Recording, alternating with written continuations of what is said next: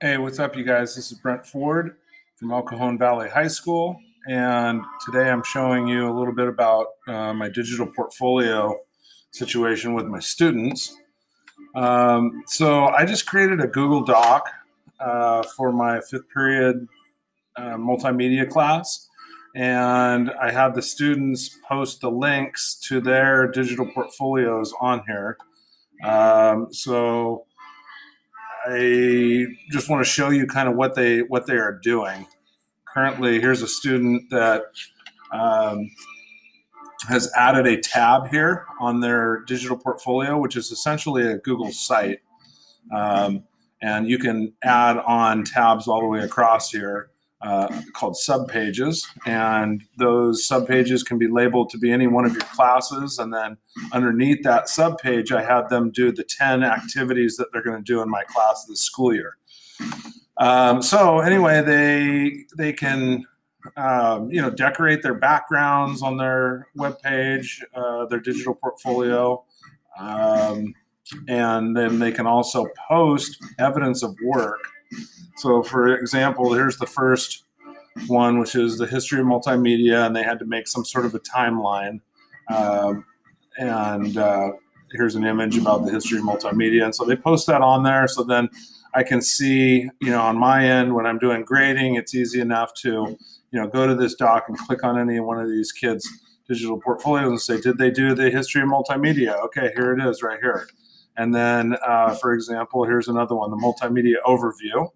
And he still needs to fix this up a little bit, but he's entered some text here. He's got a slideshow that he imported in here from Google Slides, and I can kind of look at that and see that he did that. Okay, and I can click through here. Oh yeah, okay. He added a bunch of pictures about multimedia. So, and then logo design. These are things that I'm doing in my class, and he made a logo here and posted it on here. So it's easy enough to do and keep track of the kids' stuff. In addition, I will have every grading period, I will have them choose something from their digital portfolio and present that to the class. Well, if we're in school, then it's the kid standing up in front of the class. We usually put 60 to 120 seconds on the clock, and he has to have another friend in the class kind of time him to give him an idea of where he needs to stop. I do that, not because I want to time the kids, but I just want them to understand that there's certain deadlines and things, parameters they have to work within in the multimedia field, one of which is a time deadline, and it can be within a matter of seconds. So they only have a matter of seconds to get out the information that they want to get out.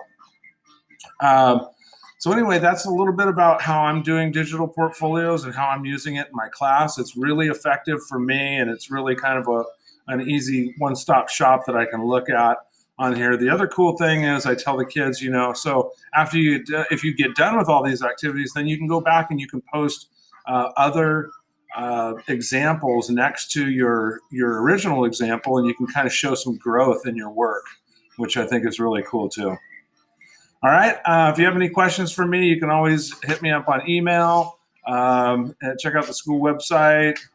It's got a lot of interesting information in there. And I love digital portfolios. And to me, it makes it a lot easier for students to show what they know. All right. Take care.